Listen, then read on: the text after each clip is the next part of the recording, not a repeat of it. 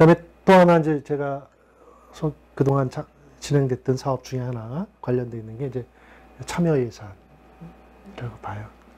직접 그린 우리 동네의 살림살이 이렇게 볼 수 있는데,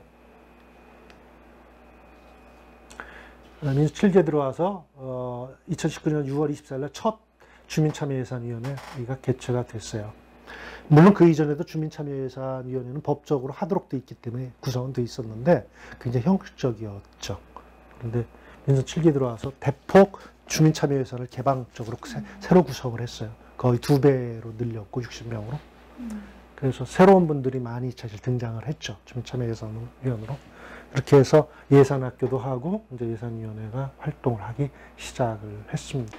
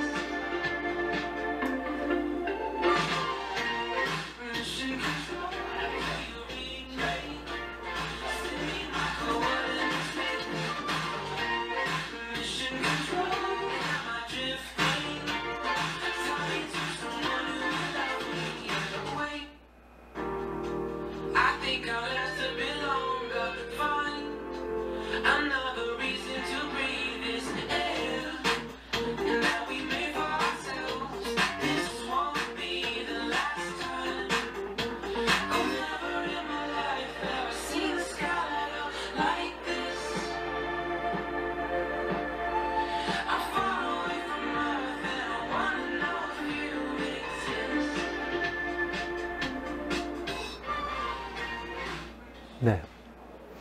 물론 요거 개포사동하고 작년에 일원이동하고는 이제 서울시에서 제공하는 시 참여 예산을 이렇게 만들기 위해서 이제 했던 작업들이고, 여기 요건 개포사동 마지막 주민총회라고 해서 뭐 많은 분들이 모이진 않았지만 그동안 위원회에서 논의해서 결정했던 2가지 안을 놓고 투표를 해서 결정을 했죠.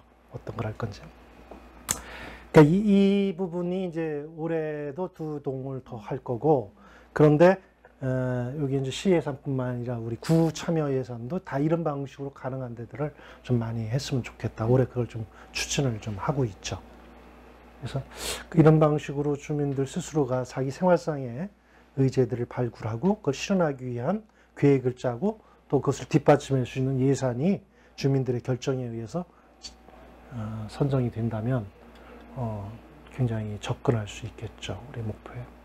그 다음에 이제 주민자치회를 지금 추진을 하고 있는데, 좀 늦어지고는 있지만, 강남구에도 주민자치회를 지금 시범사업으로서 준비를 하고 있습니다. 그래서 조례가 아직 통과는 안 됐는데, 강남구에서의 주민자치회는 조금 이런 원칙으로 좀 추진했으면 좋겠다. 이런 방향을 잡고 있어요. 그래서 첫 번째로 강남형 이어야 되겠다. 우리 지역 특성에 맞는 자치회 모델을 좀 개발을 하자. 그러니까 강남구가 뭐 여러 측면에서의 특성들을 갖고는 있죠. 주민들의 의식성이라든가 개인주의성이라든가 이런 것들도 큰 편이고, 또 물질적인 부도 좀 많고, 또 같은 강남이라면 강남의 지리적으로도 이 서로 지역적 특성들이 조금 다르거든요. 그래서 각 지역적 특성에 맞는 다양한 시도들도 좀 필요하고, 그 다음에 다른 자치구에서의 그동안의 경험들을 놓고 볼 때 의회와의 협력이나 이런 것도 굉장히 중요한데, 강남구 같은 경우는 특히나 의회와의 협력이 필요한 지역이에요. 그랬을 때 의회가 오히려 이 주민자치 추진에 대해서 부정적으로 생각하지 않고 윈윈할 수 있는 방법들이 뭘까에 대해 강남형의 모델을 만들 필요가 있다는 거죠. 지역 특성에 맞도록. 그 다음에 이제 과정을 중시해야 된다는 거. 하루아침에 이 주민들의 자치 역량들이 제도를 갖춘다고 해서 되는 것이 아니기 때문에 그 과정, 준비하는 과정이 오히려 중요할 수가 있다. 아까 말한 참여 예산이라든가 공감 토론이라든가 마을 공동체 활동이라든가 이게 다 저는 그 과정이라고 봐요. 그 과정에서 주민자치회가 만들어지면 시범사업을 하게 되면 보다 이제 본격적으로 그것을 지원할 수 있는 교육 자치학교라든가 참여예산, 주민총회 지원 시스템 이런 게 만들어지겠죠.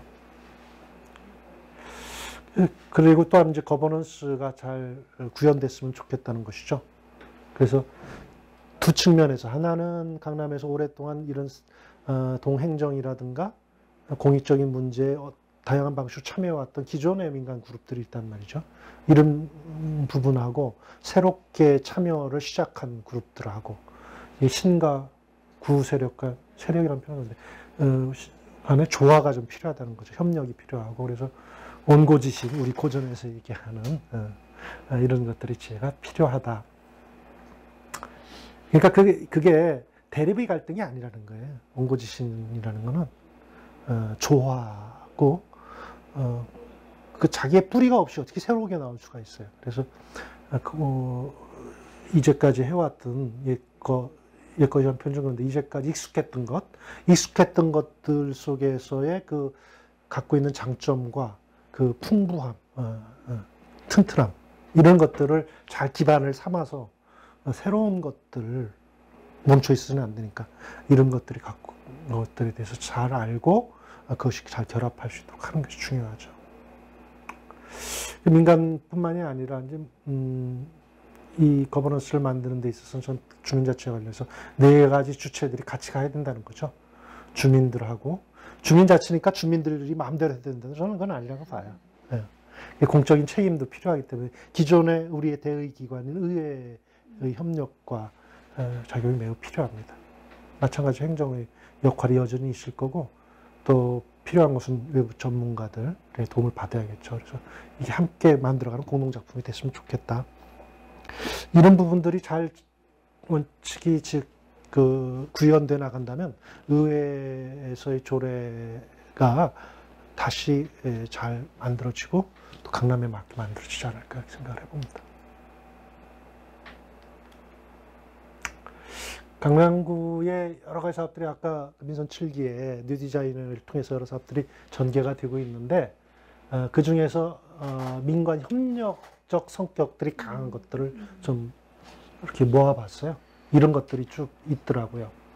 그래서 아까 설명드렸지만 참여예산이 대표적인 거고 그다음에 매니페스토가 우리도 지금 진행이 되고 있어요. 그래서 단순히 공약 이행에 대한 점검뿐만이 아니라 그 참여 구조 자체를 갖다가 공약 이행 평가를 위한 주민 배심원단을 구성을 해놨거든요. 근데 이건 매년 갱신돼요. 배심원에서 새로 매년 재구성을 해서 이건 추천 방식으로 구성을 합니다.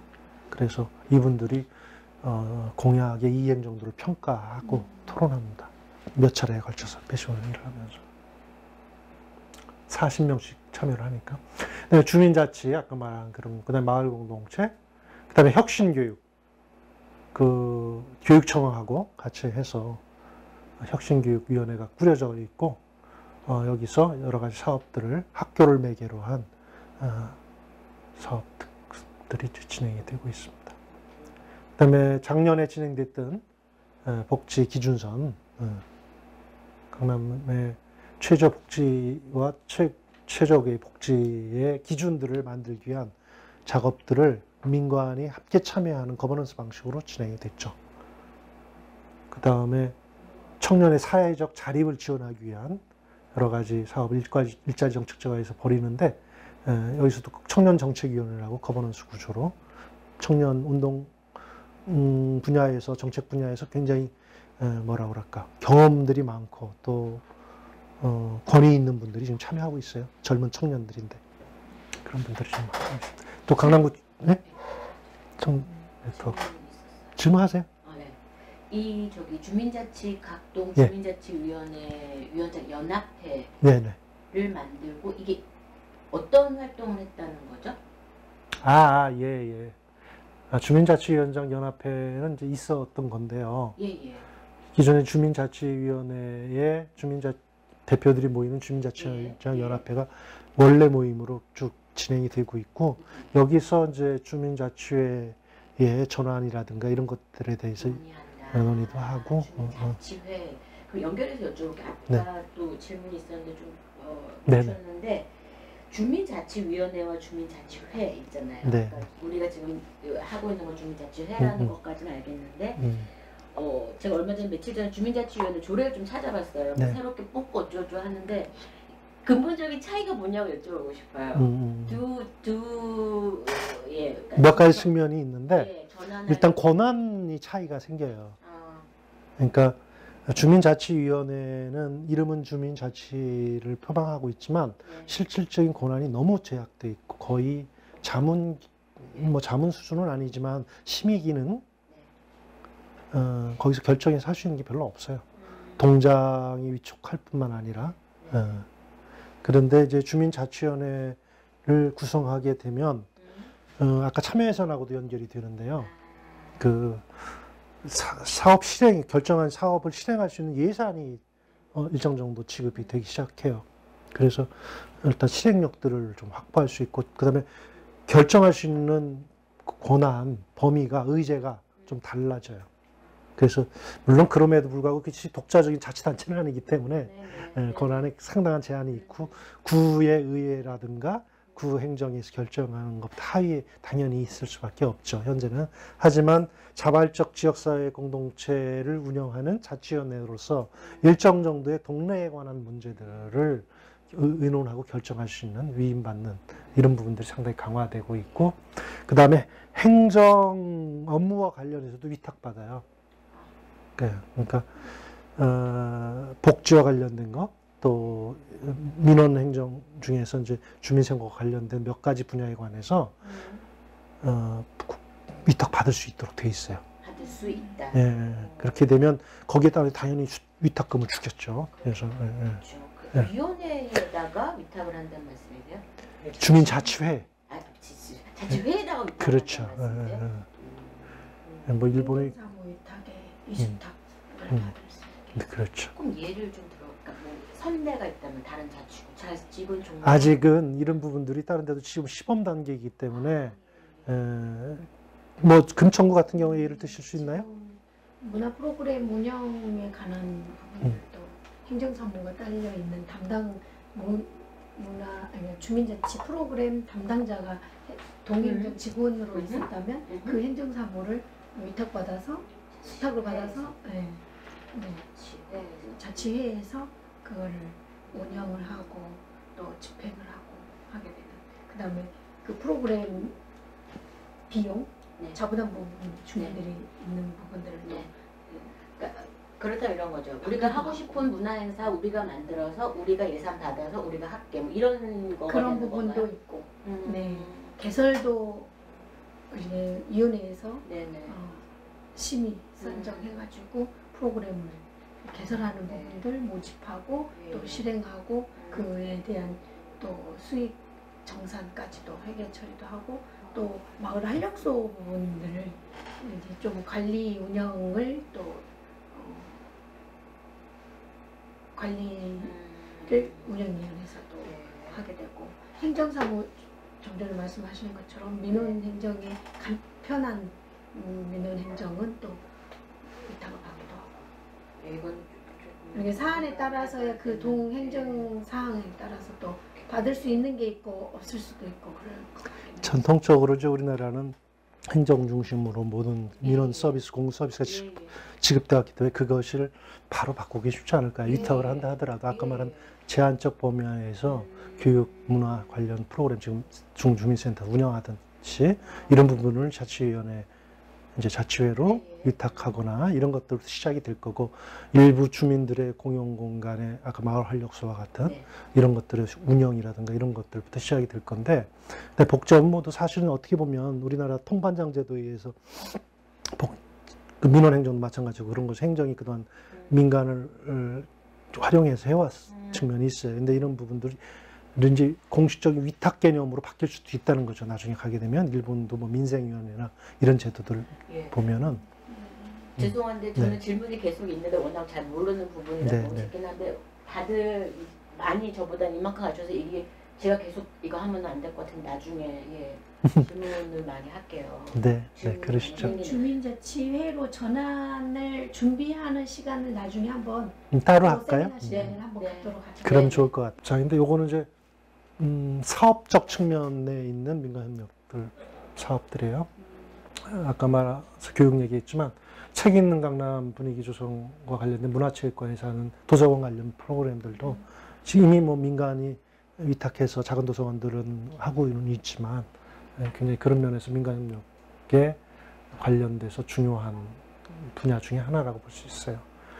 그 다음에 뭐 테마 디자인 거리 조성 같은 것들도 사실은 이게 전통적으로 우리가 얘기할 때 마을 만들기 방식을 적용을 하게 되면 민간협력과 거버넌스와 연관성이 굉장히 높아질 수가 있다고 볼 수 있죠.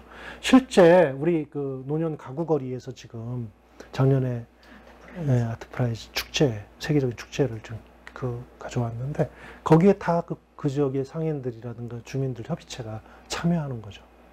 이런 것들이 다 거버넌스예요.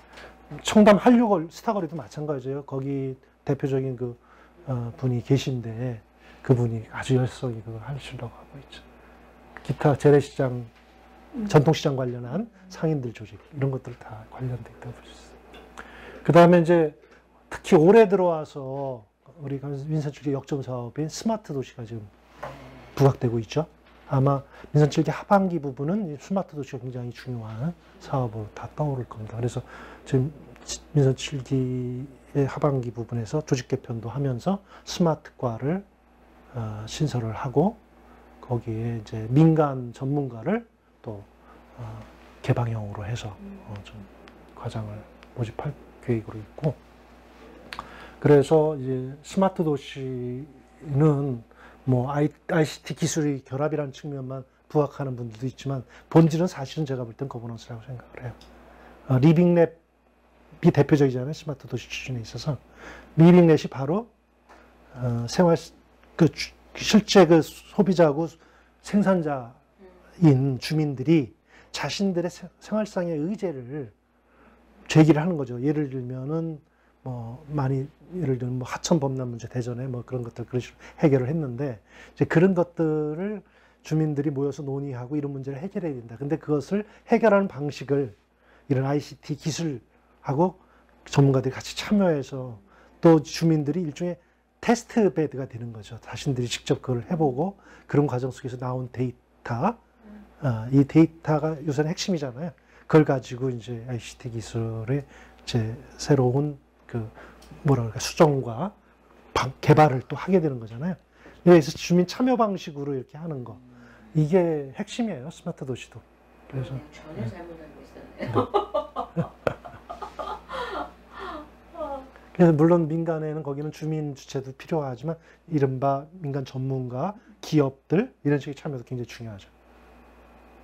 오늘 다들 해보셨겠지만 그 스마트 도시 관련해서 지금 설문조사 하고 있잖아요. 네네네. 하셨잖아요. 네네. 그 설문 문항 속에 이 스마트 도시의 핵심은 거버넌스라고 하는 그거는 요만큼도 들어있잖아요. 어떻게 보면 그 연구 추진하는 그들이 과연 이 핵심을 깨뜨리고 있을까 저는 굉장히 점점점점입니다. 근데 그 용역을 맡은 데가 사실은 거버넌스 했던 데요. 구로군가 어디서 이제 그런 걸 좀 해봤던 경험이 있는 그나마 네. 그런 데가 선정이 된 거긴 한데. 예. 네. 협력관님 좀 해주세요.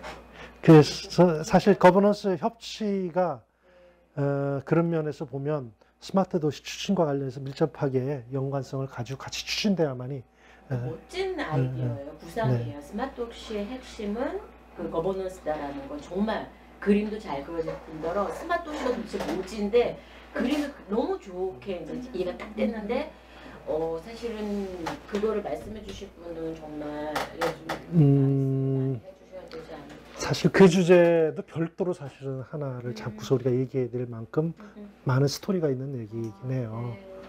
강남구에서 사실은 오늘 내가 원래 그 슬라이드를 준비했다가 좀 빼버렸는데 시간이 많아서 그래서 이 스마트 도시에 관심을 갖고 하게 됐던 데 영향을 줬던 분이 또 계세요. 네. 지금 돌아가셨는데. 네. 일단 그 얘기는 나중에 좀 네. 합시다. 네. 예. 저도 그분을 굉장히 존경하는 분 중에 한 분인데. 어쨌든 그렇고, 그 다음에 전통시장 소상공인 지원도 다 그렇고, 관광자원 네트워크. 사실 우리가 글로벌 도시를 지향하기도 하지만, 우리 강남구 안에서, 물론 뭐 대기업들의 본사들이 많고, 뭐 법인세도 내고 많이 그러지만, 사실은 우리 구의 권한을 가지고 직접 할 수 있는 경제적 사업이 그렇게 많지는 않아요. 그렇잖아요. 대기업들은 다 중앙정부 상대 할 수밖에 없고, 모든 규제 권한이 중앙정부에 있는데, 뭐. 근데 이제 관광 부분은 조금 다른 측면이 있죠. 그래서 우리 지역경제과, 여기 지역경제과에서 하는 중소상공인 전통시장, 관광진흥과에서 하는 이런 게 사실은 강남구의 권한으로 할 수 있는 경제적 영역의 많은 부분을 차지하긴 해요. 그래서 여기서도 민간 기업 간의 네트워크를 구성해서 관광 상품도 요새는 그렇게 해야지 관광도 발전할 수 있잖아요. 옛날하고 달라서 대규모 관광 시대가 아니란 말이에요. 이제 특히 코로나 이후에 또 바뀔 거라고 보는데요. 거기에 맞는 새로운 트렌드는 내가 볼 때 소규모화되고 그다음에 굉장히 스토리화돼 있고 뭐라고 그럴까. 이제 그런 높은 수준으로 새롭게 전환해야 되는데 거기에 필수적인 게 제가 볼 때는 민간의 참여고 이런 민간의 아이디어라고 그럴까요? 활력 이런 부분이 이제 결합되고 그 기반을 구축해야 된다고 봐요. 자, 미세먼지 개선도 마찬가지고 또 양재천 등 하천 명소화도 중요한 우리 사업 중에 하나인데 이것도 오랫동안 양재천 유지해 오는데 생태하천을 유지해 오는데 사실은 우리 환경 모임들이 많이 역할들을 하셨거든요. 자원봉사자들하고. 그런 것과 결합해서 그걸 조금 더 업그레이드된 생태하천 시민 이용 프로그램 같은 것들을 좀 만들고 관광하고도 연결시킬 수 있다고 모대 명소하고 그런 것들을 좀 해나갈 필요가 있다. 그러니까 대략 작년 예산을 기준으로 쭉 이 사업들을 추계해서 예산 규모를 보니까 184억 정도 되더라고요. 관련된 예산들이. 이건 물론 굉장히 최소화로 잡아서 그렇지만 앞으로 많은 사업들이 사실은 민관 협력, 거버넌스를 기초로 해서 될 때만이 그 소개 목적을 잘 달성할 수 있다. 그래서 많은 사업들이 있고 하지만 이게 잘 구슬이 서말이더라도 잘 꿰어야지 보패죠. 잘 꿰는 거, 저는 그게 거버넌스라고 생각을 해요. 그래서 지역사회 혁신계획이라고 하는 서울시 정책을 빌려와서 강남의 이러한 협치 토대, 거버넌스 토대를 이제 체계적으로 구축해 보자 해서 시작한 게 이 기본 구상이에요. 그래서 저는 명칭을 일단 같이 강남 공감이라고 붙여봤어요. 그러니까 보통 협치를 이제 내용적으로 표현을 하거나 혁신을 많이 쓰거든요. 그래서 혁신. 근데 물론 혁신이 원래는 좋은 말이에요. 가족 격자를 그런 건데 근데 이게 좀 거감이 너무 세갖고 혁명하고 연결이 사람들이 되잖아요. 하루아침에 그래갖고 모든 걸 부정하고 아까 제가 온고지신 얘기를 했는데 그런 게 아니라 마치 갈아치는 것 이렇게 이미지를 갖고 있고 그래서 행정도 혁신이라는 말을 많이 쓰지만 마치 그러면 이전까지 행정 다 잘못됐고 우리는 다 바뀌어야 되나? 이런 식의 자기가 빠질 수가 있다는 거죠. 그러면 그것이 가져오고 있는 필요 없는 사실은 그게 아닌데 나는 그래서 더 중요한 건 오히려 공감이라고 표현이 들어요. 비전, 미래의 꿈에 대해서 우리가 같이 한 꿈을 바라보고 사실 남자와 여자 얘기를 하면 그 얘기를 많이 하잖아요. 화성금성 얘기하면서 이건 서로 다른데 억지로 이걸 혹은 어느 한쪽이 한쪽을 지배하는 방식으로 해결이 안 되잖아요. 중요한 거는 서로 다름을 아까 말씀하셨죠. 틀림이 아니라 다름을 인정하고 다만 우리가 바라보는 방향이 같다. 그 방향을 위해서 네가 갖고 있는 장점, 내가 갖고 있는 장점을 잘 조화를 하면 우리 모두가 윈윈할 수 있는 거죠. 바로 그게 공감이라고 저는 생각이 드는 거죠. 그런 수준에서 우리가 같이 공감, 강남의 꿈을 같이 공감하고 그걸 같이 상대방의 입장에 대해서 생각도 해보고 연찬하듯이 누가 옳으냐, 네가 옳으냐, 내가 옳으냐를 따지는 게 아니라 무엇이 바람직할까? 우리 꿈을 이루려면 무엇을 같이 해나가야 될까? 너는 뭘 잘하니까 이걸 좀 하고 난 내가 이걸 잘하니까. 하지만 이게 따로따로 노는 게 아니라 결국은 우리가 같은 방향으로 해서 가는 거다. 이런 게 저는 거버넌스의 핵심이고 그게 강한 공감이다. 이렇게 표현이 되고 싶은 거죠. 그래서 공감과 협력과 수의. 우리 토론 문화라든가 이 민주주의 문화가 너무나 대결 문화에 익숙해져 있고 다수결 이런 거에 너무 익숙해져 있는데 이제는 수의로 가야 된다는 거죠. 깊게 논의하고 연구해서 우리가 바른 방향을 찾아나가는 거죠. 그 다음에 창의력이 빠지면 안 된다고 봐요. 넌 개인의 그 자유 이런 거 참 높이 발현시켜야 된다고 봐요. 그래야지 새로운 창의력들이 나오고 앞에 말한 공감도 그것이 바탕이 되지 않고 공감을 해야 되니까 또 개인 다 죽여. 이거는 정말 무식한 방법이고 과거 방식이고 그렇게 해서 되지도 않는다고 봐요. 공감이. 개인의 자유와 창의를 최대한 높여줘야만이 이게 또 가능하고 요새 신세대들이 당연히 그렇잖아요. 옛날 방식으로 하면 안 된다고 봐요. 그래서 이런 것들이 저는 중요한 가치가 되면서 크게 두 가지를 우리가 기반들을 갖추기 위해서 해야 되는데 민간이 함께하는 지역사회 과제가 뭘고 그걸 실행할 수 있는 계획들이 뭔가를 세우는 거. 그런 것을 조성할 문화적으로 협치 문화를 조성하기 위한 협치 시스템들을 잘 구축하는 거. 그래서 크게 근데 이게 작년에 우리가 TFT를 만들었거든요. 민간위원 10명, 그 다음에 행정위원 10명. 그분들이 여러 차례 논의와 워크숍을 통해서 만든 거예요. 같이 논의해서. 네.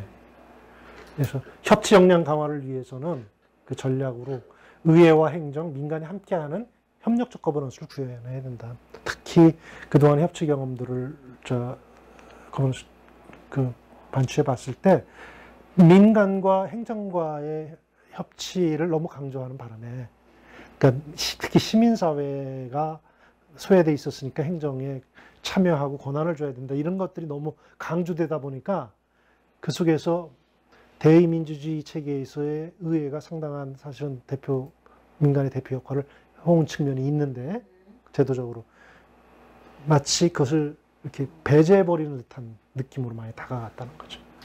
여기서 필요한 의회와의 갈등의 요소들이 양상되고 있어요. 그래서 굉장히 중요하다고 봐요. 저는 의회와의 협력 문제가. 그리고 의회의 협조와 적극적인 참여가 없이는 저는 거버넌스 일어날 수가 없다고 봐요. 정치에서도 협치를 얘기할 때 뉘앙스가 우리가 말하는 거버넌스에서 민간 협력하고 조금 다른 뉘앙스로 쓰이잖아요. 네. 정파 간의 협치. 네. 네, 그런 문제도 난 관계가 있다고 봐요. 너무 우리나라 정치가 대결적이다 보니까 생산성도 안 나오고 또 국가 사회의 미래를 해나가는데 굉장히 좀 장애가 되고 있다고 모두 느끼고 있잖아요. 그래서 협치 얘기가 나오는 거죠. 정파를 넘어선 공동의 목표와 협력 시스템을 만들자는 건데, 저는 그러기 때문에라도 우리가 여기서 강남에서 얘기하는 협치 문제는 그런 문제들도 같이 고민될 수밖에 없다.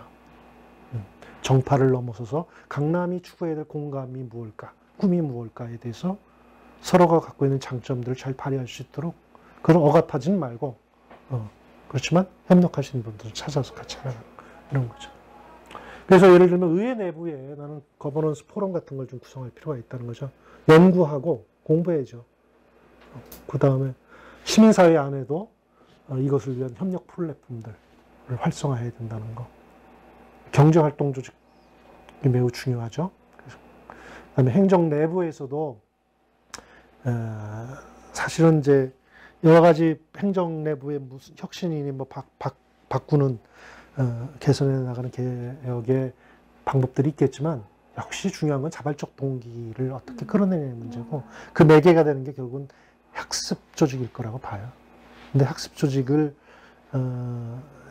사람들의 요구와 관계없이, 또는 자기들의 지금 뭐라 그럴까 준비 정도와 관계없이 내리먹이기 식으로 이것이 옳은 것이니까 당신들 배워야 된다 식으로 강요하고 해결이 안 되죠. 그러니까 결국은 그래서 문제 해결형 학습 조직이 필요하다. 자신의 업무와 관련해서 그걸 잘 해결해 나가야 되는데 여러 가지 난관에 부딪혔을 거 아니에요. 그걸 잘 해결하기 위해서인데 민간의 힘을 도움을 받을 수 있는 그런, 꼭 민간이 아니라 하더라도 당신들 스스로라도 그런 걸 할 수 있는, 또 관련된 부서와 같이 모여서 머리를 맞대면 방법들이 찾아줄 수가 있거든요.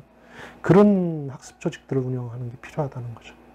그래서 그런 것들, 이런 게 이제 역량 강화를 위해서 필요한 부분들을 짚어본 거고, 기반 조성과 관련해서 이제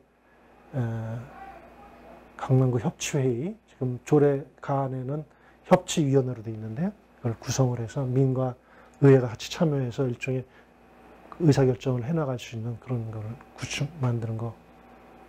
또 이게 단순히 논의기구에 그치지 않으려면 의제별 워킹그룹이 만들어져야 된다는 거죠. 실행 조직이죠. 그 다음에 중간 지원적 성격을 갖는 협치 추진단을 공식 조직으로 만들어 놔야지 이런 것들을 체계적으로 지원할 수가 있어요. 그 안에 협치 조정관도 있고 협치 지원관도 있고 해서 조례가 제정돼야 되고 이런 건 다 법으로 제도로 뒷받침돼야 되니까 조례가 있어야 되고. 그 다음에 이제 일종의 사업 영역인데요. 강남 공감이라고 하는 사업을 추진하자는 거죠. 그 아까 7기를 출범할 때 뉴 디자인위원회가 비전을 만들었는데 이것이 또 따로 놀아서는 안 되는 거.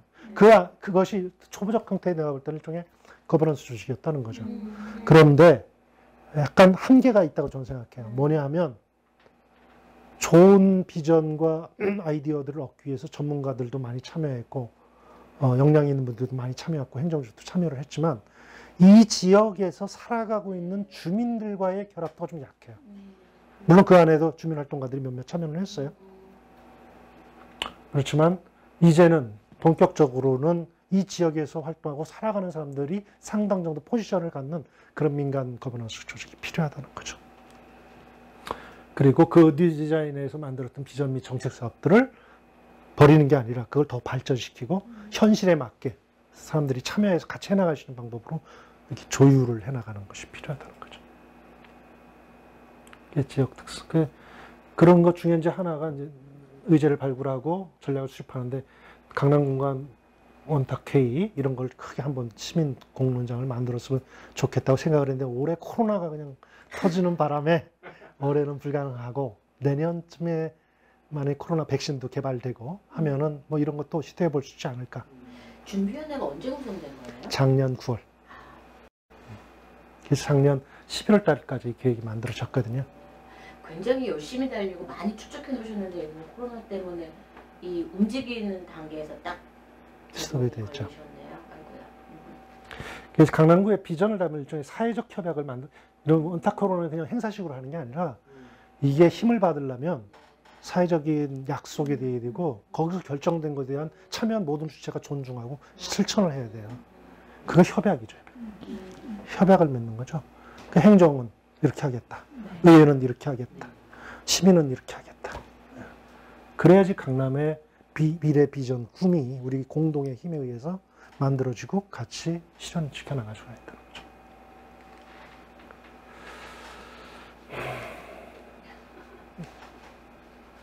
네, 그래서 이런 걸 하려고 하고 있다가 아까 말한 대로 코로나가 닥치면서 지금 다 유보가 됐습니다. 그래서 이런 걸 해보고 싶은 거죠. 앞에 대해서 그 의회와의 가버넌스도 제가 굉장히 지원하시는 것 같아요. 조례 때문에. 그거 조금만 해주시면 안 돼요? 의회와의 가버넌스. 예. 아무래도 의회를 움직이는 키맨들이 계시니까요. 이번에 이제 6월 말에 바뀌거든요. 네네. 의장단들이 선거가 다시 돼서 그래서 새롭게 또 관계들을 맺어야 되고요. 거버넌스 포럼을 좀 해봤으면 좋겠다. 제가 아는 경상남도 거제시의 한 의원님이 계세요. 자유한국당 소속이신데, 근데 이분께서 거버넌스에 굉장히 적극성을 갖고 계셔갖고 제가 거제도도 몇 차례 내려가서 강의도 하고 같이 뭐 작업도 한 게 있는데, 그래서 이분이 거버넌스 포럼을 만드셨어요, 의회 안에. 그런데 의원들 정파를 떠나서 민주당 의원들도 같이 포함시키고 해갖고 의원 연구 그룹을 만드셨고 거기에 포럼을 개최하면서 지역의 시민사회를 다 초청을 했거든요. 그래서 뭐 경실련부터 시작해서 이쪽에 저 직능단체분들까지. 그래서 거기서 같이 논의를 하시고 그리고 난 참 놀랐어요. 의회에서 이렇게 해야지 원래 의회가 그거 하라고 만든 거잖아요. 시민들하고 만나고. 그러면 그게 의원님들한테도 굉장히 기반이 되고 힘이 되잖아요.